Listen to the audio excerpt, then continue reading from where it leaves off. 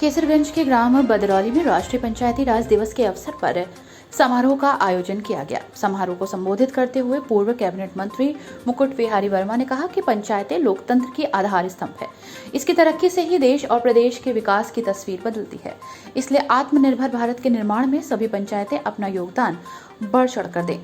मंच पर उपस्थित हमारे पार्टी के वरिष्ठ नेतागण, हमारे अध्यक्ष, मंडल अध्यक्षगण, अन्य अधिकारीगण, पंचायत से जुड़े हुए सारे अधिकारीगण, सामने उपस्थित बंधुगण, भगिनी, मातृशक्ति, हम आप जानते हैं कि आज राष्ट्रीय पंचायत दिवस है और उसका भी कार्यक्रम माननीय प्रधानमंत्री जी ने जम्मू से किया है। पूरे देश में यह पंचायत व्यवस्था लागू, लेकिन जम्मू कश्मीर में नहीं लागू थी। यह आपको अभी उद्बोधन से में पता चला होगा। 370 हटने के बाद जो पंचायती राज व्यवस्था आपके यहाँ है, ये अब जम्मू कश्मीर में भी लागू हो गई।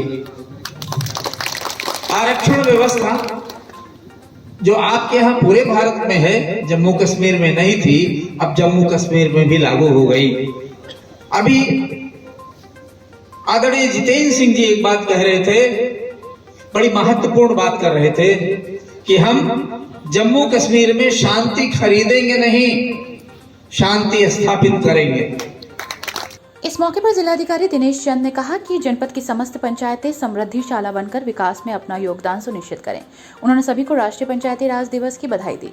इस मौके पर तहसीलदार शिव प्रसाद, विधानसभा संयोजक गौरव वर्मा, जिला उपाध्यक्ष सुवेश वर्मा, मंडल अध्यक्ष शिव सहाय सिंह, मनोज पांडे आदि लोग मौजूद रहे।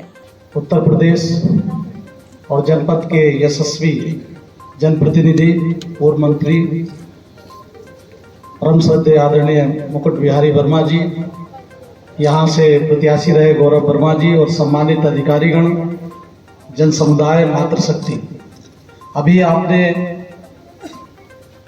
माननीय प्रधानमंत्री जी का उद्बोधन सुना और उस उद्बोधन के पश्चात हम लोग के सम्मुख बोलने के लिए केवल यही रह जाता है कि जो माननीय प्रधानमंत्री जी ने ग्राम पंचायतों को सुदृढ़ आर्थिक रूप से, सामाजिक रूप से और सांस्कृतिक रूप से सुदृढ़ बनाने का संदेश दिया है, उस संदेश पर यदि हम चलें, तो विशेष रूप से उन्होंने 2-3 बातें बहुत महत्वपूर्ण कही हैं जो गांव के लोगों के लिए आवश्यक है।